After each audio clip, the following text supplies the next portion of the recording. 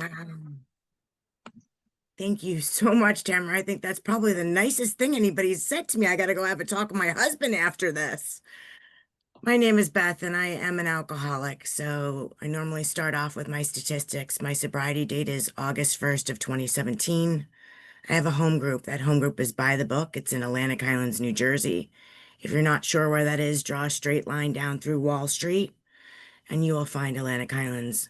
I have a service sponsor for the love of AA. Sometimes you guys really bug me, but I want to keep this fellowship alive for those to come. So I try to stay right sized and practice these principles and stay in all three sides of our triangle. So thank you for everyone that does service at this meeting. I chose this line from the 12 and 12 that perhaps one of the greatest rewards of meditation and prayer is the sense of belonging that comes to us. I want to start out with what that sense of belonging actually means to me. When I came into AA and I wrote my first fourth step, it was like, yeah, I take things personally. Yeah, I'm impatient. Yeah, I find out all these things where I definitely need a God because the way I've been showing up running self-will run riot and self-reliance, it doesn't look pretty. And of course, I don't want to keep operating that way. But it's like the longer I'm sober and the more that I read this literature, things start to take a different spin the longer I'm sober.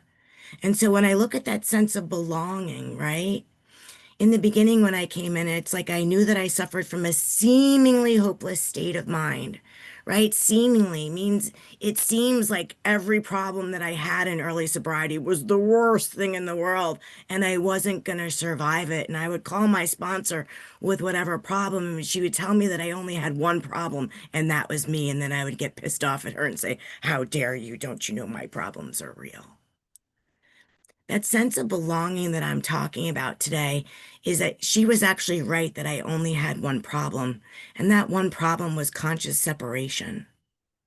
But I didn't really know what that meant. So when I got into the 11th step and you guys told me that I was undisciplined, undisciplined to me sounded like a punishment, and I had to learn that undiscipline meant that I had to take the steps, but I also had to start practicing the disciplines of this program so that I could achieve conscious contact with God.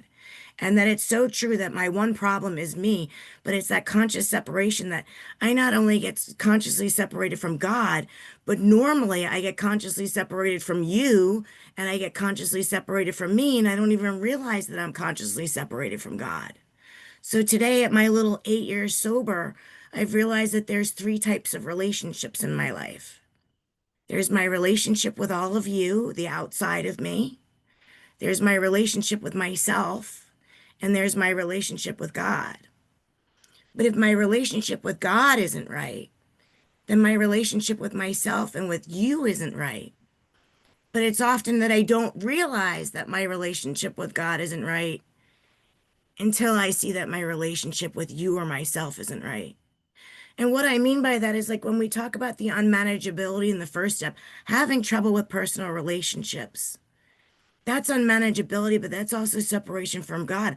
I never had relationships with people. All I ever did was have reactionships. You say something I don't like, I'm reacting. You aren't in harmony with my opinions and ideas. I give you a running stream of my thoughts. Somebody pronounces the word anonymity wrong. I want to scream out and correct you in a meeting and tell you how to pronounce it right because I didn't know what I can still suffer from today is that conscious separation, this ego, this bondage of self that shows up with self-righteousness and better than and worshiping my feelings because I want to feel amazing all the time and I don't ever want to feel uncomfortable and life should be fair and all these old ideas and beliefs. The result was nil until I get go absolutely. Which is why the 11th step is so important for me. That sense of belonging is still that ego in me, aka that bondage of self, which creates that separation between me and you, between me and God's kids. And it still happens quite often in my life. I have an ego that's just obsessed with itself. But the gift that I get in Alcoholics Anonymous through that prayer and meditation is I get to see that separation a little quicker than I used to. Not all the time because I'm still human, but I want to also let you know that the ego has a very mean voice inside of me that likes to beat the crap out of myself and punish me or bring up things like fear. And therefore, again, I go back into that separation where I'm disconnected from God. Excuse me. So that ego that's obsessed with itself, I love in AA Comes of Age, Dr. Harry Tebow says, and this nailed me when he says it. The typical alcoholic has a narcissistic, egocentric core. My mother used to call me a narcissist before I got into this program, and I used to just say, screw her, she's the narcissist. I didn't realize that I'm always a victim in my own life, and I'm always making a victim of myself, of you. I've been running around my entire life going, you make me feel. Because I want you to make me feel amazing and wonderful all the time, and you're not hitting your lines when you're interacting with me. And so that sense of belonging I don't have because I'm creating separation because I'm already making demands on what I need to be okay, and you're not hitting that mark. And that's where those character defects, or what I call defenses or defects, start showing up. The things that I'm thinking about, you're not hitting your mark, you're not making me feel amazing. All of a sudden, I got to unleash one of these things on you because I need, something's missing. And it's absolutely insane that that's how I can still behave to this day. But thank God I have a program of action where I make amends. My husband doesn't do the dishes for 3 days and my hair goes on fire. It's his job to do the dishes in our house.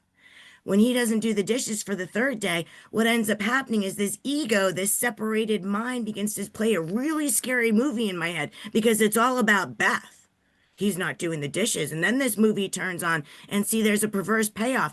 I'm the star of my own scary movie. That's the insanity. And there's a perverse payoff in staying stuck in that. See, I can be self-righteous towards him. I don't have to forgive him and let him off the hook. I can allow that ego and that separated mind to just have a good think about what he's not doing for me and allow that movie to just take over and, go off the charts. If he doesn't do the dishes for a fourth time, then I'm going to be a dramatic, grandiose alcoholic and I'm going to say he's never going to do the dishes because that's how I operate, so dramatic that he's never going to do them. That conscious separation from God, when I'm actually in prayer and meditation, I actually get intuitive thoughts the more I stay disciplined in doing these things that the 11th step tells me to do. Right? When I do my nightly inventory and it's amazing. I've got plenty of sponsees. It's like we find something that works so well for us, and we're the only people in the world that after we find out how well it works, we just stop doing it. We just don't feel like doing it. I gotta say, I have never let up on this program because I've seen what happens to my sponsees, and it's not pretty. And this is the easier, softer way for me to make that connection with God, to sit in the morning in prayer. It says when we look at our morning plans, it's not that I go look at my calendar and that's just normal 101 living to see what I have on my plate for the day. That's just showing up to life the way I should have been all along. I actually look at my nightly inventory the night before because that's what's showing me as I go throughout my day where I'm disconnected from God, where I'm creating separation between me and God's kids, or where I'm disconnected between me and God with myself because I have a really mean voice in my head. It loves to beat the crap out of me. And I'm so arrogant, I'd rather believe what I believe about me and what that mean voice is telling me than what God believes about me sometimes. So in AA, we're storytellers, and I'll give you a couple examples of the way that I've created some of this separation recently in my life. But I get back quicker than I used to, which is the gift. I have a lot more awareness of what comes up for me because I know that inside there's this thirst for wholeness for me. And I always was thirsty and didn't know it, but I was thirsty for the wrong thing to drink, or I was thirsty for the outside stuff that I thought was going to fix the inside for me. If I get that relationship, I'll be okay. If I move there, life will look different. If I get that job and I make more money and I try to look for all that outside stuff to fill that hole, and then once I got that filled and I achieved those things, I found that I was never really satisfied. And so I recently lost my job. I left a great career to pursue another career with someone that recruited me. I was there for 8 months, and in that 8 months, I worked for the guy that recruited me until about 5 months in, and 5 months in, I got a new boss. I reported some unprofessional behavior. It wasn't sexual harassment or discrimination in any other way, but I reported some unhealthy behavior and said, how would you like me to handle that? And a week later, I was told that I'm being terminated. Now, what my mind does is it starts playing a really scary movie. She did this, and I'm now playing the victim to her, and I know that just coincides so right with that week. And this scary movie starts playing, and I become possessed. Remember the movie The Alien with that thing that just sucks right to your head? Sometimes I become possessed by these uncontrollable thoughts. They say we have like 45,000 of them a day. It's just when I start to listen to them instead of listening to the voice of God, when I choose to listen to that instead of trudge, my sponsor says to me all the time, when you're in it, Beth, if you have time to worry, you have time to pray and meditate. You can be a victim or you can be victorious, but you can't be both. What's your choice to be? Beth, sometimes we have to trudge on purpose, and that means turning my thoughts to God. That means picking up spiritual literature and thinking about God more than myself. I love the line in our big book where it says on page 87, it says, it's part of our promises, but it also says, being still in experience and having just made conscious contact with God, it's not probable we're going to be inspired at all times. We might pay for this presumption in all sorts of observed actions and ideas, meaning my thinking is still at times going to be delusional or illusional. And illusion means I do know something's up. I got a little bit of awareness, but I don't want to look at it, which happens to me quite often because I love that line in our big book. I love to default into the I can wrest happiness and satisfaction out of this world if I just manage well. And it never ends up okay when I'm in management of my life. But what this warning and this thing in the big book tells me is I'm gonna fail sometimes because I told you I've got that mean voice that just wants to beat the crap out of me. This ego jumped in with this fear and panic that I lost I left a great career. Now I'm losing another career. I've only got 8 months sober or 8 months in the job. No one's gonna look at my resume with 8 months. It begins telling me all this scary stuff about what may or may not happen. See, the ego is very punishing, and when I listen to that voice, it does a number on me. So it jumps in with fear. Oh my God, am I going to be able to pay my bills? Let's punish and guilt Beth. And if I listen to that voice of the ego, it will start to determine my value, as if losing my job has something to do with my value. That's where that mean voice, that bondage of self, can come in, as if that job defines me. I've got to remember in the first place that God's my employer. But sometimes I get spiritual amnesia, which is why I show up to meetings, which is why I write inventory. And I had to write a lot of inventory about this whole situation because resentment just wanted to stick right to me because I think I know something. There's no humility in me. And then that voice of guilt, the should monster, these old ideas that are emotionally charged, old ideas where I start shoulding all over the place. I should, they should, the world should. I should have prevented this. I should have seen it coming. Or right now, I should be able to find a job quicker. It punishes me with shame, trying to convince me that my identity comes from a paycheck.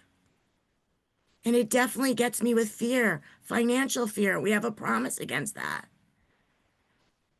It's in these times that I realize that this is where I need prayer and meditation because prayer brings me back to the truth. In society, we say the truth will set you free. I never knew what that meant. People just used to say that all the time. But in Alcoholics Anonymous, I learned what the truth is that deep down inside every man, woman, and child is the fundamental idea of God. God's not out there. God was never missing. What I'm learning to do in the 11th step is I'm learning to seek God. One of my favorite friends in AA, Carol, says, I don't invite God into my day. I invite myself into God's day. And it's little things like that that I need to hear from other people to get reminded that God's not missing.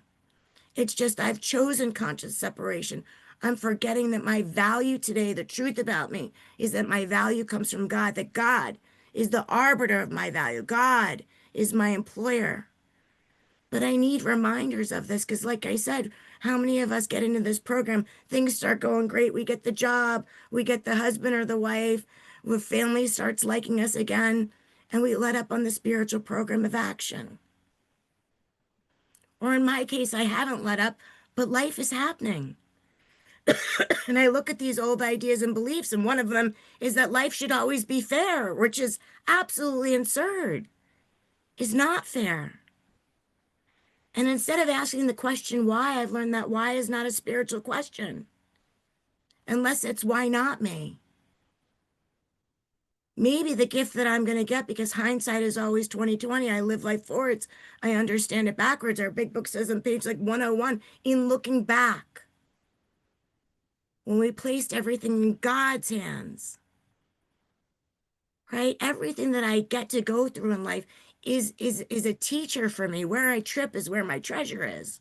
The greatest gift that I get in Alcoholics Anonymous today is the awareness of this stuff that comes up and creates this separation between me and God. Or let's talk about the separation between me and you. I'm interviewing. I'm interviewing with a company that I worked for and I had that career with before. I've got the talent acquisition recruiter on the phone. She's telling me how much they love me and they want me back and blah, blah, blah, blah, blah. Can you show up for a meeting at Friday at 1 o'clock? Absolutely. Check my calendar. I can do it. Well, I wake up Friday morning and I don't have an invite from her yet. And so I send her an email, a gracious, kind email. Am I still going to have that interview at 1 o'clock today? Please send me the invite meeting. She didn't respond, so I waited till 12:45. She's not, the story begins, she's not taking me hostage for the rest of the day. I got things to do. I got errands to run. I run over to Costco and I get out in my car and I see that I have an email from her at 1:30 and it's now 2 o'clock. And it says, can you hop on a call right now for this interview? I probably could have, but what I've learned in Alcoholics Anonymous is that I am enough because of God, that I do have value, that I don't have to operate out of the ego's trilogy of the triangle, what I call fear, anger, guilt. Whenever I'm in that bondage of fear, anger, and guilt, when I make decisions based on fear, anger, or guilt, what I end up with is more fear, anger, and guilt. So I realized that I want to operate in fear and take that interview from the car in Costco because I'm afraid. I want a job. I want to prove I'm valuable and I got to get it. It's in those moments where I'm pausing and I'm praying and I'm hearing intuitive thoughts. Not all the time. I'm still human. But I don't need to operate in fear in this moment. And it probably wouldn't have been a good interview if I did it from the car at Costco anyways.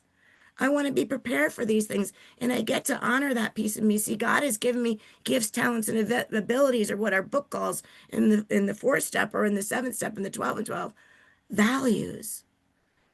I value being a hard worker. I value giving you my full attention. And if I abandon that, what I'm going to do is have that mean voice beating the crap out of me. That's not God. That's the ego. So I know I'm so grateful for the awareness of these things. Sometimes I just operate on self-will and self-reliance, but I do it a lot less often. I like to say that I have big islands of peace in my life, but sometimes I go for a swim. So I'm able to email that recruiter that I can't do it, but I'm perfectly available on Monday. I'm happy to say I reported I had that interview Monday and I landed the second one today. See, my job is to keep conscious contact with God and not operate on all these humanly things that are going to send me into a tailspin where I'm going to be fearful, afraid, angry, and well, anger is always fear, but end up doing things that go against my values, which God has given me. And so the gift is that I get to operate and honor that piece of truth in me without fearing that I'm not going to get the job. See, ego is always creating this story. I'm at the district meeting last month. They made a decision the month before at a business at the district meeting that I wasn't at to have the DCM rotate according to the area, but the rest of the district wasn't going to rotate. But they didn't realize that the district rotates differently than the area. So when the minutes came up, I raised my hand and I said, well, if the DCMs rotate with the area, they won't be rotating with the rest of the district. Real simple, laid out the facts. Well, the secretary had a conniption because I guess it wasn't her idea. I don't know, but the mind tells me a story. The secretary reported basically everything that I said back, basically in a really long, drawn out way. And so the mind starts going, well, first of all, I did it better. Self-justification, self-righteousness, all this craziness. And when I get home and I write my nightly inventory, all the craziness in my head is driven by one thing. One thing that Bill talks about even in his emotional sobriety letter. I've been seeking prestige and respect, and I'm looking for recognition in this time.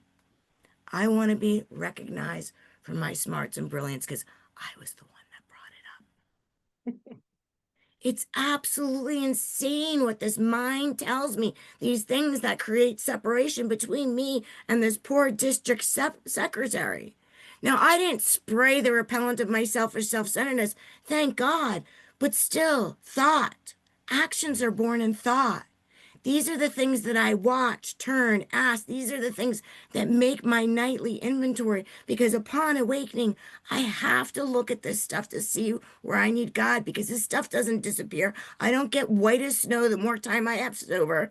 The gift that I get is the awareness of where I default to, where these defenses are, where I go back to the familiar because I'm not going to be able to fix these things on my own. I'm not a self-improvement project. It is through prayer and meditation that God changes my character. Prayer doesn't change my circumstances, but what it does is it has the power to change me. I've learned in Alcoholics Anonymous, my sponsor dumbed it down for me real easy. That made it real simple for me. I'm either coming from a place of fear or I'm coming from a place of love. So if it's not love, it's got to be fear. And I use that often just to right size myself in the moment, to know where I need God. Because of myself, I am not going to act right. I need God to come in. This is why we talk about He revolutionary changes me. Doesn't mean it lasts forever. I'm not one and done. The gift I get is this connection in the 11th step, where I get in line with my true nature, my wholeness that already exists in me, the truth about me, because of who I am, because of whose I am. But I got to meditate on that often because that spiritual amnesia crops up and says, oh no, look what she did to you at work. Let me right size the rest of God's kids. Let me tell everyone I'm so important. I brought that up at district first. See, the moment I'm disturbed is the moment that I get to pluck the thorn. That's the gift that I get. But I'm not always willing to do it as quickly as I want to. Sometimes I like the little bit of rise and a little bit of self-righteousness, which means I'm not finding it objectionable in step 6, which means I don't even have a step 7 to humbly go to God and ask Him for a new perspective in this moment, which means I sit down and I write inventory to look at things from an entirely different angle. And if it's not getting to what those areas of self are where I need something's missing, right? I bring it and I share it with someone else, and then it becomes prayer and meditation. Sometimes I just have to simply ask myself, if I didn't have this fear or anger right now, what would God have me be? My mom has borderline personality disorder and OCD. She's very difficult to deal with. I believe my mom loves me, but she calls me things like evil and a bunch of words that I won't repeat. My mom showed up at my house unannounced this week. I'm about to get on a meeting. I just got off an interview, and my hair instantaneously goes on fire. She had shot me a few text messages that morning, which seemed kind of a little manipulative. And I just didn't reply to them because I didn't have anything good to say. And I know that if nothing good's going to come out of my mouth, and when my little snow globe's all stirred up, just zip it, Beth. Pause when agitated or doubtful. I don't think God wants me to be an approval addiction junkie and try to right size her, let alone fix, manage, and control everything that's wrong with her. I got to be in a place where I'm right with God in order to reply in a loving way. And sometimes homes are the hardest place for me to do that. And so it's in that moment I go in my bathroom and I get on my knees and I pray to God and I ask him to help me to be a blessing instead of the stuff that's going on in my house. Because don't you know you just showed up at my house unannounced? I got stuff to do. The ego is just creating that separation when I got to look past the stuff that my mother has been labeled. My mom is still deep down inside has a fundamental idea of God in her, but her, like me, they like ourselves. Just like I've been disconnected from God all those years while I was out there, why would I expect her to be anything different than what I was before I came into this program? God asked me to have compassion and forgiveness. And so I get to a place where I can come out and I can say to my mom, I love you. I'm sure, this is important to you. I do have something to do, but how about I make a plan to see you later on this week? So that my mom's not upset. She's getting something. She wants to see her daughter. But I'm not in that place of judgment, self-righteousness, and condemnation, and all the labels that I've given her or that society has given her. To get past that ego separation to a place of belonging, with that belonging that she's still a child of God. See, if I never had a judgment, preference, or opinion, everything would be okay. But I have an egoic mind that likes to take over with lots of judgments, preferences, and opinions. I've actually learned to zip it with my opinions. The reason why I want to give you my opinion is because I really think mine is optimal to yours, so you got to hear it. And what my sponsor has taught me is offer no opinions. Opinions can be debated, Beth. Your experience cannot. So when you share, Beth, you keep it in the eye. And that takes the defenses down of another alcoholic, especially, but also someone like my mom. My tree is leaning over in my backyard. It's leaning over very, very, very badly. If that tree falls, it's going to fall in my neighbor's yard behind me. She's got two little dogs. I've got two little dogs. In the state of New Jersey, if that tree falls down and it falls in her yard, it's her problem. But it's not sitting right with me, and I want to get that tree cut down, and I'm going to pay $4,000 to get that tree cut down. So I make a plan with the neighbor. It's got to be in the winter. She's got a gorgeous pool, and we don't want chainsaw oil and sawdust in that pool. I want to make sure that she's home so that her two little dogs can be inside. I call the tree company and we make an arrangement to have this done. I'm working from home that day. The tree guys put all their equipment in my backyard, and they're back there for about 5 minutes before I hear my front door knock, knock, knock. I open my front door, and these tree guys proceed to tell me that they were going to temporarily take down her wooden fence because they didn't want to damage it. She had some choice words to say to them, and they decided to not do the work. And so they're proceeding to tell me this on my front porch, and she pulls in my driveway like a bat out of hell. Comes running up the stoop where these guys are standing. And I feel that separation, that bondage, that ego that's cropping up through my throat. And I know in that moment, nothing good is going to come out of my mouth. And I don't want to do damage. And I know that, not consciously know that it's separation, but the gift that I get in Alcoholics Anonymous is sometimes I'm a lot more, at least to where fear, anger, guilt, zip it, say nothing. I said to the tree guys, I said, I will call you later. Thank you. What I said to my neighbor, Deborah, is I realized in that moment I got two choices and they're both alcoholic. Either I'm going to shut up just to please you because I don't like the level of chaos, because I've never liked chaos. I grew up in a very chaotic household, and I'm just going to be an approval addiction junkie, shut you up, and have you out the door on your way, which doesn't feel right to me. Or I'm going to get angry because don't you know I was taking that down for you and for me? Because anger feels like power to me, and I want power.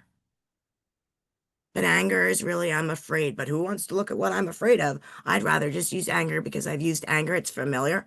And I believe that anger is going to get me to manipulate you into knowing what you need to know right now. And so my snow globe is stirred up and I went, oh. Deborah, I can't talk to you right now. Now, some people have said to me, well, you just dismissed her feelings. Well, you know what? I'm not in the business of managing your feelings. A matter of fact, a lot of the ones that come up for me, they're fear-based. They're not even real. They're delusional. Some of them are. But I got to get through that,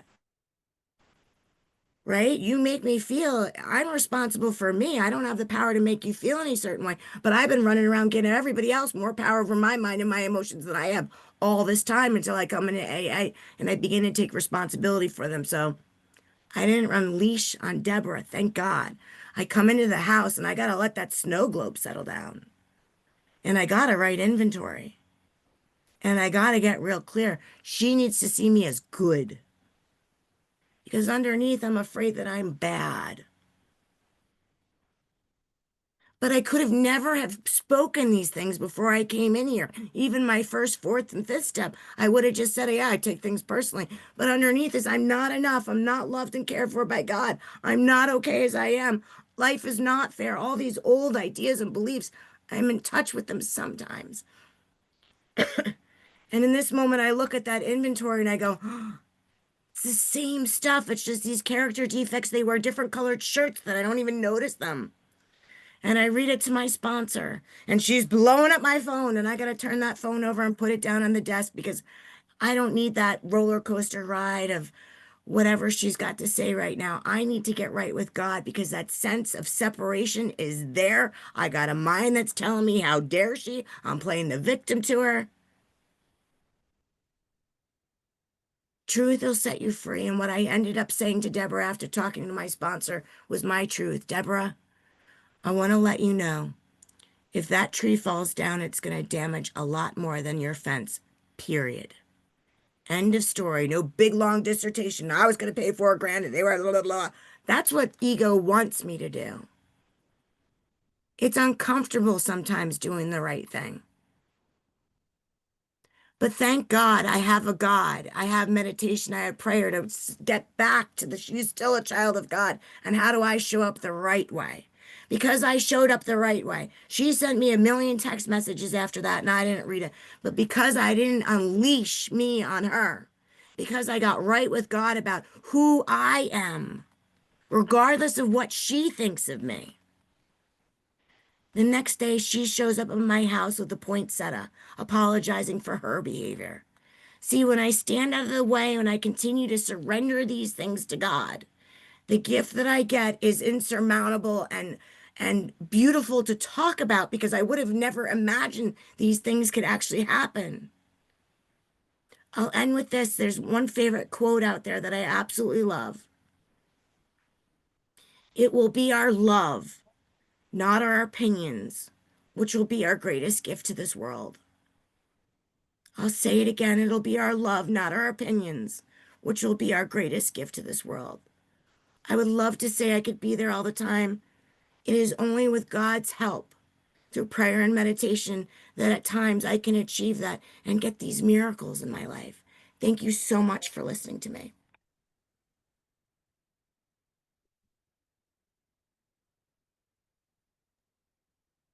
Wow. Wow, Beth. Thank you so, so much. That was incredibly powerful. Thank you. We will now open the meeting for Q&A. Please note that in this meeting, we encourage asking questions rather than only comments. If you are moved to make a comment, please be mindful of the time and keep it brief. So I will now hand over the Q&A portion of the meeting to Alice. Hi, family. I am Alice and I'm an alcoholic. Beth, thank you for accepting the invitation. I really appreciate you and thank you for your honesty this evening. I'm thrilled that Mary Beth already has her hand up. Mary Beth, please do come in. Hi, good evening, everyone. My name is Mary Beth, and I am an alcoholic. And Beth, I am so grateful that I'm on this meeting tonight, and you have just touched my heart. I felt you. I felt when you were talking about that separation with God, and I love you even more now than I ever did, Beth. I identified with so much. And the one thing that I love about you, Beth, is you do speak up. And never quiet that beautiful voice of yours down, because it really expresses a lot. Because I do know what you were talking about. I do know personally. So, but you said so much, and you said it with such feeling. And I've never heard you speak before, aside from our little once a month thing that we do. And but you spoke so articulately, and about the ego. I identify so much with the ego, and how controlling it is, and just about the fear. And I just want to say I'm just very grateful, and thank you so much, Beth. I feel like now I know you a little bit more, so thank you for sharing, Beth. Thank you. Thank you, Mary Beth. So, folks, this was an opportunity to really talk about belonging, and Beth laid out a lot of information. I'd love to see some more hands. Calvin, you are up. Hello, everybody. My name. Thank you for first thing. Thank you, Alice, and and Beth. Thank you for your share. What I like to say is that it was good spending time with you Saturday.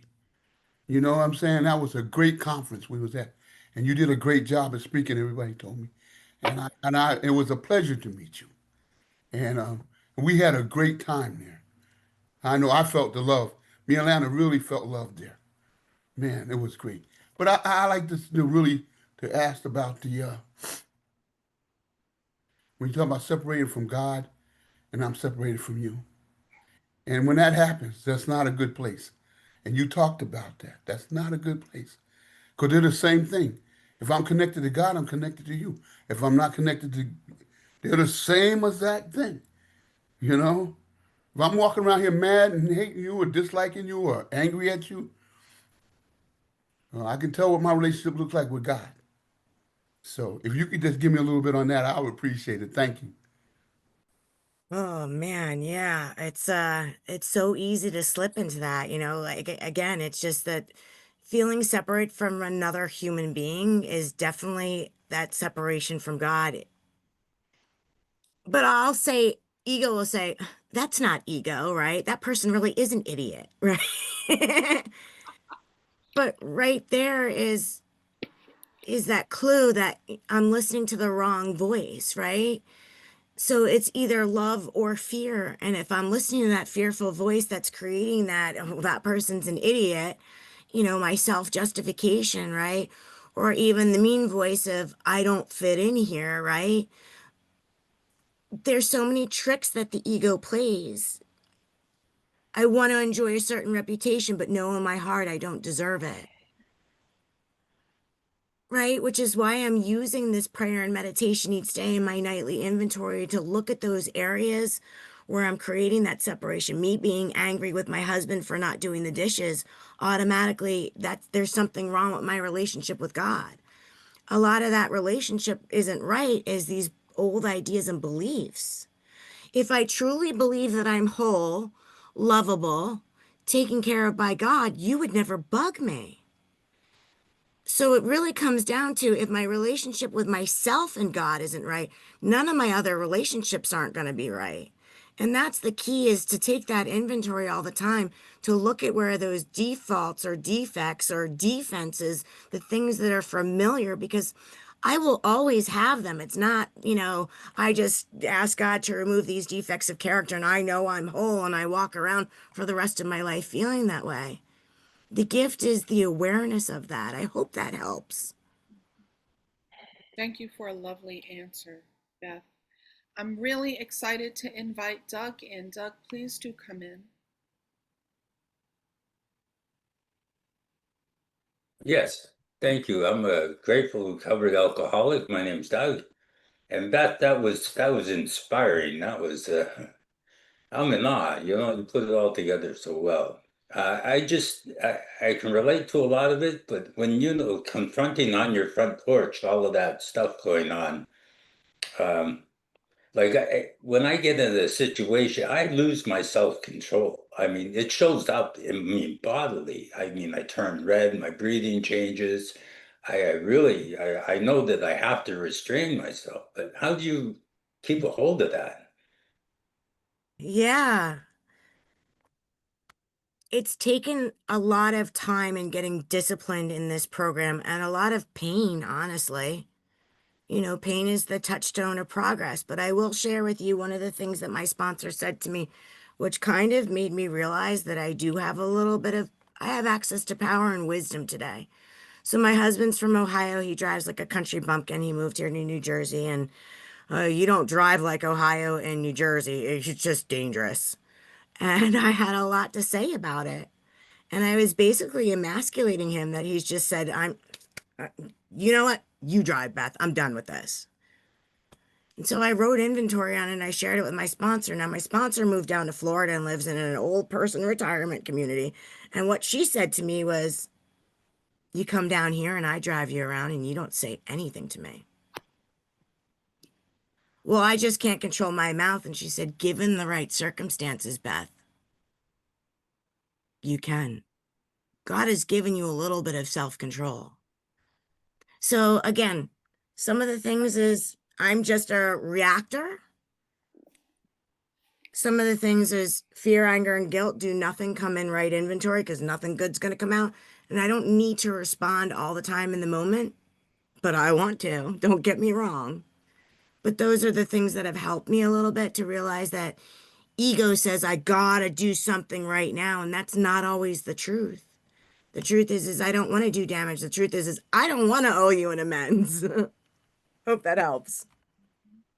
Thank you for a great answer about self-control. Benny, my new friend Benny. Benny, come in.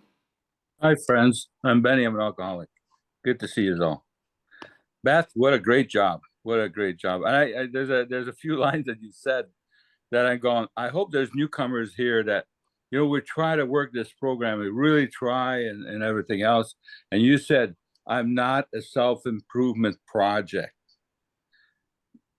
So good. And I'd like you to share some more on that, if you don't mind. Thank you. Yeah, you got it, Benny. I always thought that 6 and 7 was like, I'm just going to start acting right. And I'm going to be the daughter that, God's intended me to be with my mom. But it's like holding my breath. I can only do that on my own for so long before the blood boils in me and I lose it. And what I've learned is that I'm not only powerless in step 1, but I'm also powerless in step 6 for what comes up for me. But in step 6, I have a lot more awareness than I ever used to, and I have the power to find it objectionable if I'm willing to. That's the first part of finding that objectionable. And then in realizing that I'm not the one that's going to fix that, that I have to allow God to revolutionary change the way I think and feel. And he's done it in small doses. I think that God hasn't struck me white as snow because then I wouldn't have any reason to seek God. I think the gift that I get is in my humanness and in my mistakes, and that I'm not as reactive as I used to be, but I still do react. That I'm still perfectly human and realize that God loves me as I am, not as I should be. But at times when I find it objectionable, I can go to God in step 7 and ask. Basically, some of my prayers have been, give me a new perspective in this moment, God, of this woman, Jody, at work, of the one that's displeased with me over there at district. Give me a new perspective just so that I don't spray the fearful, selfish self-centeredness in that moment so that I don't owe an amends. And then continue to pray on that, to ask God to take these things or to take me through something else. Because I'm telling you, I prayed for a lot of patience and God's given me a lot of opportunities to use it when I don't want to. But it's possible, right? That I'm not going to change me, but the more I'm able to shine a light on what these things are, to lay them on the altar and keep giving them to God for a new perspective. It's an in the moment and in the next moment, and maybe 30 seconds later, 5 minutes or 2 days later, in the next moment, God, I'll check back in with you when I find it objectionable and ask for a new perspective from him. Thank you. What a great question, Benny, and thank you, Beth, for the answer. Lucky Lorraine, you're up. Thanks. Hey, Alice. My name is Lorraine. I'm alcoholic. Gosh, Beth, that was like a whole talk on answered questions. So it was just amazing, really. And I have islands of peace, but sometimes I take a swim. Thank you. I love it. I always ask the same question because over the years, I've gotten the best books that I've read out of this meeting by asking the speaker, like, what are your favorite spiritual books that you have read? And like, do you have any specific morning stuff that you're reading, meditation books at this moment in time, or Yeah, that you've had? I do. I do. I'd say the first book that I really had an experience after the big book with was going to be Eckhart Tolle's A New Earth. Definitely number one for me. I read it with my sponsees. There's so much. There's Eknath Eshwarn is one of my favorite meditation books. It's To Make the Rivers Flow, and he actually talks about how to meditate. He talks about resentment, things that kind of relate back to AA in our literature.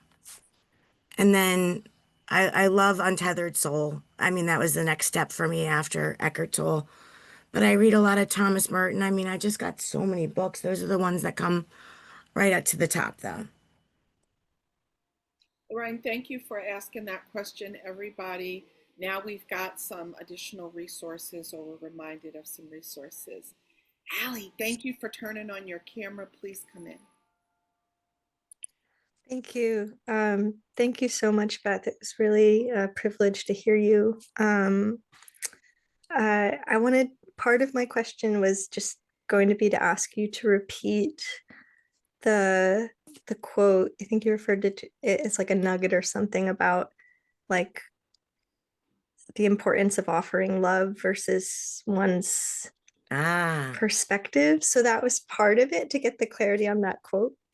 it'll be our love, not our opinions, which will be the greatest gift we give to the world. Thank you. You're Thanks for that. welcome. Yeah, it's so good. And I was thinking about that. And I don't, this might be something that, maybe I just take your number and I reach out to you, but it really resonated for me when you were talking about your relationship with your mom. I'm someone with a BPD and an OCD diagnosis myself. And I think my sister probably could be in there too, more classically. She has more of like the explosive rage, and I sort of internalize things, but I'm trying to figure out a way to like prioritize offering love and not my opinion or 2 cents, and also sort of to try to keep her safe, which I think is probably just me being codependent and playing God, but I'm sort of watching her in this predicament of finally, after 20 years, getting out of a really abusive marriage, which I'm really proud of her for. Sorry, but Okay. We're so glad that you're here. Please do take Beth's number. Yeah, let's talk. I got lots of experience. yeah, maybe it's for outside, but yeah, just wondering how to like show up for her with love, but also I'm watching her get into like immediately another relationship that I have like a lot of red flags about, and it's like it's not my place and it's not my side of the street, but it's really painful to see I'm her getting. unemployed right now, so you can call me tomorrow and we Okay. will talk. We will have a long talk. Thank you, Beth. You're And thank so you loved, Ellen, for Allie. being here. We're so glad you're here.